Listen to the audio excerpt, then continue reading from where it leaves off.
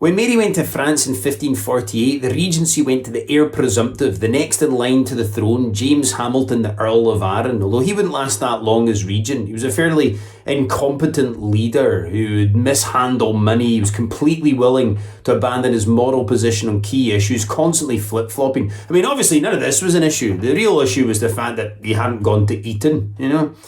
He had started off as a Catholic and then went to being Protestant for a bit, then went back to being Catholic and then went back to being Protestant a bit. James Hamilton was more confused about what team he supported than David Cameron is. At least he didn't fuck a pig, I suppose. He was replaced in 1554 by Mary's mother, Marie de Guise, who had gained in stature thanks to her defiant defence of the realm against the invasion of the English in the 1540s.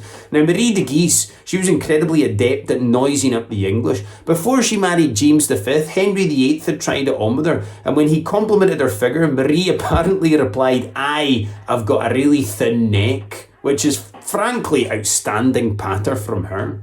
Now, Marie was particularly respected because she managed to promote relative religious harmony between Scottish Protestants and Catholics, which, I mean, in the 470 odd years that has followed since, is something that only really Iron Brew has managed to achieve in Scotland.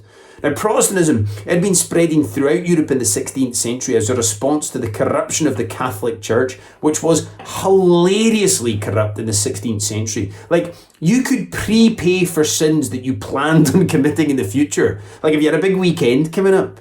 I mean, imagine the sort of deficit that Boris Johnson could rack up under that system.